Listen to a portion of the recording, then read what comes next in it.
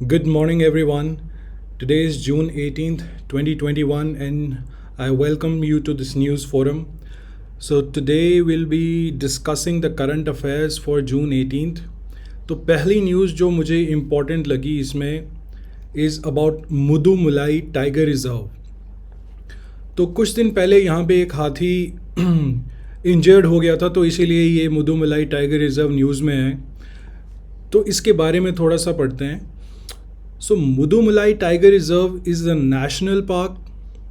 ये एक wild life century भी है और ये एक टाइगर रिजर्व भी है, and that makes it all the more important. And इसकी अगर हम लोकेशन देखें, this is on the north western side of Nilgiri hills. Nilgiri means blue and hills means mountains, तो इसको ब्लू माउंटेन्स भी कहा जाता है. Nilgiri district north west of Coimbatore, Tamil Nadu, India. इसकी जो बाउंड्रीज़ हैं वो कर्नाटका और केरला के साथ शेयर होती हैं. एज यू कैन सी, ये यहाँ पे मुदुमलाई नेशनल पार्क आपको दिख रहा होगा. तो ये नॉर्थ वेस्ट और ये 150 किलोमीटर्स ईस्ट वेस्ट, ये जो भी लिखा है ये इसीलिए लिखा है क्योंकि एग्ज़ाम में जब क्वेश्चंस आते हैं तो वो सीक्वेंस पूछी जाती है कभी ना कभी. जैसे arrange these from north to south, east to west. तो अगर आपको थोड़ा सा भी आइडिया होगा कि ये नॉर्थ वेस्ट ऑफ कोयम्बटूर है, या फिर आपको ये मैप देख के आइडिया होगा कि ये कहाँ पे है, तो अब सीक्वेंसिंग में आपको हेल्प होगी. और ये जो टाइगर रिजर्व है, this area is home to several endangered and vulnerable species, जैसे Indian elephant, Bengal tiger, gaur, Indian leopard. बहुत सारे बर्ड्स भी हैं यहाँ पे, जिनमें critically endangered Indian white rumped vulture and long billed vulture भी है. तो इसमें हमें क्या पढ़ना है? इसमें सबसे पहले हमें ये पता होना चाहिए कि नेशनल पार्क और वाइल्ड लाइफ सेंचुरी में क्या डिफरेंस है, और ये जो क्लासिफिकेशन है एंडेंजर्ड, वल्नरेबल, क्रिटिकली एंडेंजर्ड, ये क्या है. तो इसको हम देखते हैं. जो वाइल्ड लाइफ सेंचुरी है, ऑन एज पर wild life protection act of 1972, declaration of certain areas by state government as wildlife sanctuaries.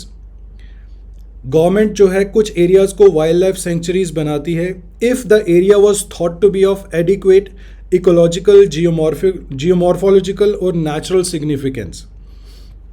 और जो नेशनल पार्क है वो भी वाइल्ड लाइफ प्रोटेक्शन एक्ट 1972 का जो है उससे रिलेटेड है, for the declaration of national parks by the state government in addition to the declaration of wild life sanctuaries. तो नेशनल पार्क्स उन एरियाज में डिक्लेयर होती हैं जो adequate ecological, geomorphological, natural significance के होते हैं. The difference in the conservation value of a national park from that of sanctuary is not specified in WPA, जो वाइल्ड लाइफ प्रोटेक्शन एक्ट 1972 का है. ये पॉइंट हमें नोट करना है कि जो कंजर्वेशन वैल्यू है दोनों की, इसका जो डिफरेंस है वो स्पेसिफाई नहीं किया गया है वाइल्ड लाइफ प्रोटेक्शन एक्ट 1972 में. तो इन दोनों के बीच में डिफरेंस क्या है, यहाँ पे मैंने कुछ डिफरेंसेस लिखे हैं जो कि आप पढ़ सकते हो, लेकिन मैं आपको ये बताना चाहता हूँ. जो नेशनल पार्क्स होते हैं उनकी जो प्रोटेक्शन होती है उसकी डिग्री हायर होती है देन द सेंचुरीज. सेंचुरीज में कुछ एक्टिविटीज़ को रेगुलेट किया जाता है, जैसे लाइव स्टॉक ग्रेजिंग, लेकिन नेशनल पार्क में वो भी प्रोहिबिटेड होते हैं. वाइल्ड लाइफ सेंचुरीज जो होती हैं वो किसी पर्टिकुलर स्पीशीज़ के लिए बनाई जाती हैं, फॉर एग्जांपल स्क्विरल्स हो गई. लेकिन जो नेशनल पार्क है is not primarily focused on a particular species. वो एज अ होल उस पार्क के अंदर जो कुछ भी होगा वो सब कुछ ही प्रोटेक्ट होगा. अब ऐसा नहीं है कि वाइल्ड लाइफ सेंचुरी के अंदर एक चीज़ प्रोटेक्ट कर रहे हैं हम तो बाकियों का कोई ध्यान नहीं दे रहे, ऐसा नहीं है. लेकिन जो नेशनल पार्क की level of degree in terms of protection है वो हायर होती है सेंचुरी से. और यहाँ पे दिया हुआ है जैसे human activities are allowed in wild life sanctuary, in national parks it is not allowed. There are no fixed boundaries in wild life sanctuary, और नेशनल पार्क्स में boundaries are fixed and defined. Sanctuary जो है हम उसको upgrade कर सकते हैं national park में, लेकिन जो नेशनल पार्क है उसको हम डाउनग्रेड नहीं कर सकते. और हमने एक और चीज़ पढ़ी थी इसमें, जैसे एंडेंजर्ड, वल्नरेबल, क्रिटिकली एंडेंजर्ड. तो ये है क्या? IUCN की ये क्लासिफिकेशन होती है. IUCN की जो क्लासिफिकेशन होती है उनको इन पॉइंट्स में जो है कैटेगराइज किया गया है, जैसे extinct in the wild, critically endangered, vulnerable, near threatened, least concern, data deficient and not evaluated. तो इसमें जो डेटा डेफिशिएंट हैं, हमारे पास डेटा ही नहीं है बताने के लिए कि वो जो स्पीशीज़ हैं उसका क्या चल रहा है, क्या नहीं चल रहा है. और जो नॉट इवैल्यूएटेड हैं उनका हमने अभी कुछ इवैल्यूएशन किया नहीं है. उसके बाद जो लीस्ट कंसर्न आता है, लीस्ट कंसर्न का ये है कि उनकी जो पॉपुलेशन है, जो भी वहाँ के फ्लोरा हैं, फौना है, उनकी जो पॉपुलेशन है, it's doing a good job and we need not be concerned about them. उसके बाद आता है नियर थ्रेटन्ड. नियर थ्रेटन्ड में जो है, अब थ्रेट फैक्टर यहाँ से शुरू हो गया है, लेकिन ये क्वालिफाई नहीं करता है क्रिटिकली इंडेंजर्ड और वल्नरेबल के लिए नाउ. लेकिन इन फ्यूचर कुछ भी हो सकता है. अगर इनकी पॉपुलेशन थोड़ी सी भी डगमगा गई और वो उस क्राइटेरिया में आ गए कि जहां हम इन्हें वल्नरेबल या एंडेंजर्ड या क्रिटिकली एंडेंजर्ड में क्लासिफाई कर सकते हैं, तो वो हो जाएंगे. फिर उसके बाद होता है वल्नरेबल. वल्नरेबल का जो क्राइटेरिया है, इसमें जो पॉपुलेशन है वो पिछले 10 साल में 50% से ज़्यादा रिड्यूस हो चुकी होती है. 10,000 से कम मैच्योर इंडिविजुअल्स होंगे उस स्पीशीज़ के, और high risk of extinction in the wild इसमें होता है. जो एंडेंजर्ड है उसमें जो है 70% रिडक्शन हो गई होती है पॉपुलेशन साइज में, और 250 से कम मैच्योर इंडिविजुअल्स उसके होते हैं. और इसका जो रिस्क फैक्टर है वो वेरी हाई है एक्सटिंक्शन इन द वाइल्ड में. उसके बाद क्रिटिकली एंडेंजर्ड, इसकी जो है 90% पॉपुलेशन कम हो गई होती है लास्ट 10 ईयर्स में, और जो पॉपुलेशन साइज है इसका, उसका number less than 50 mature individuals होते हैं. एंड इसका जो रिस्क फैक्टर है, it's extremely high risk factor of extinction. उसके बाद आता है एक्सटिंक्ट इन द वाइल्ड, मतलब कि जो उसका वाइल्ड इन्वायरमेंट है, एक तरफ से हम कह सकते हैं जो उसका नेचुरल इन्वायरमेंट है उस स्पीशीज़ का, उसमें अब वो नहीं पाई जाती. वो कल्टीवेशन में, कैप्टिविटी में, या naturalised population outside the past range जिसे हम कहते हैं, उनमें पाया जाता है.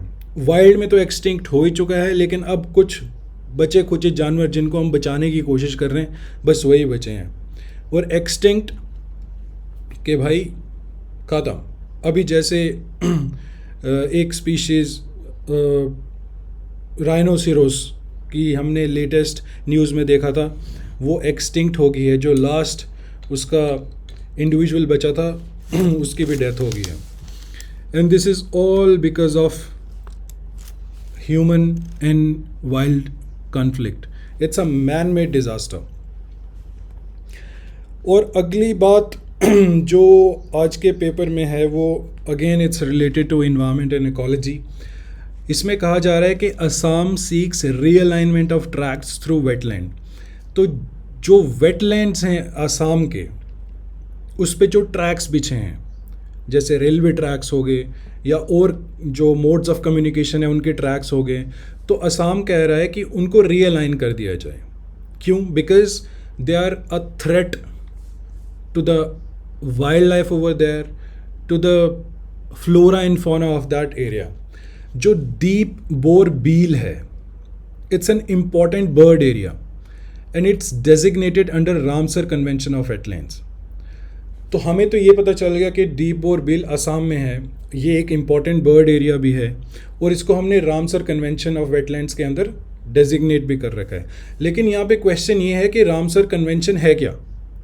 The Ramsar Convention on Wetlands of International Importance, especially as waterfowl habitat. Waterfowl एक bird होता है जो duck बतख जैसा दिखता है. तो it's an international treaty for the conservation and sustainable use of wetlands. It's also known as Convention on Wetlands. It is named after the city of Ramsar in Iran. तो Iran में एक city है Ramsar जहाँ पे ये convention हुई, इसीलिए इसका नाम रामसर कन्वेंशन रख दिया गया.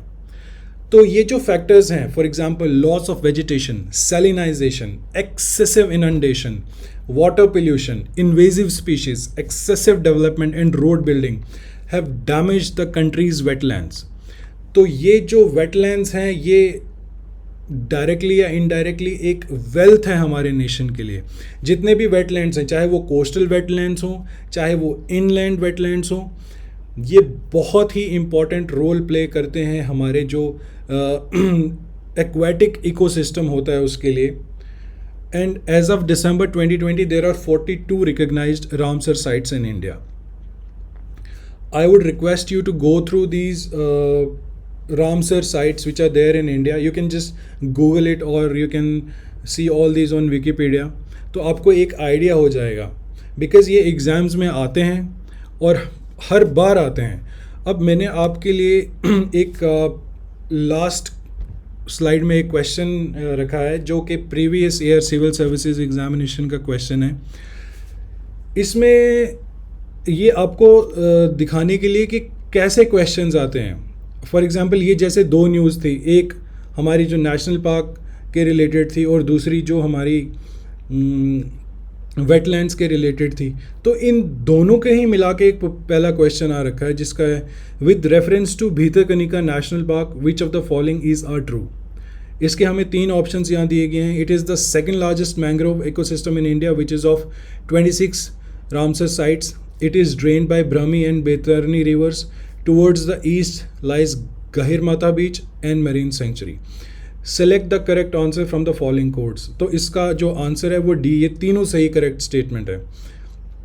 तो ऐसे एग्जाम्पल के लिए मैंने ये क्वेश्चंस दिया था और हम और भी क्वेश्चंस डिस्कस करते रहेंगे. और ये जो कॉन्सेप्ट है वेटलैंड्स का या रामसर कन्वेंशन ऑफ वेटलैंड्स जो है, wild life century, national parks, biosphere reserves, IUCN की classification, tiger reserves, national parks, wild life sanctuaries. तो ये जब हम इन्वायरमेंट पे सीरीज़ आने वाली है, इन्वायरमेंट एंड इकोलॉजी सब्जेक्ट पे, तो उसमें हम कैटेगोरिकली हर एक को कॉम्प्रिहेंसिवली स्टडी करेंगे and then you will have a better idea. तो ये सीरीज़ जो न्यूज़ फोरम की सीरीज़ हैं ये आज से डेली शुरू हो गई हैं. तो हर रोज़ ये अपडेट कर दिया जाएगा and you guys will find it really helpful for the preparation of your exams. आपको अपनी जनरल अवेयरनेस बढ़ानी है या फिर करंट अफेयर्स पे प्रैक्टिस करनी है, क्वेश्चंस प्रैक्टिस करने हैं, सब इसमें दिया जाएगा. Thank you so much for your time. और हाँ, ये होमवर्क में आप नोट कर लीजिए. एक तो आपने मुद्दुमलाई टाइगर रिज़र्व को मैप पे लोकेट करना है और देखना है इसके आसपास कौन से टाइगर रिजर्व्स या नेशनल पार्क्स या वाइल्ड लाइफ सेंचुरीज हैं. उनको नॉर्थ और साउथ, ईस्ट और वेस्ट में अलाइन कर लीजिए, क्योंकि ये नीलगिरी हिल्स वाला जो एरिया है केरला में भी बहुत सारे हैं, कर्नाटका में भी बहुत सारे हैं और तमिलनाडु में भी बहुत सारे हैं और इसके आसपास तो हैं ही हैं. एंड सेकेंड, आपको जो रामसर साइट्स की लिस्ट है इंडिया में, जो हमारे रिकग्नाइज्ड रामसर साइट्स हैं, उन पे उनकी लिस्ट को आपने एक बारी just go through that and you will have a better idea of कि वहाँ पे कौन कौन से हैं और वो कहाँ कहाँ पे हैं. So thank you so much for your time guys. Have a good day head. Take care.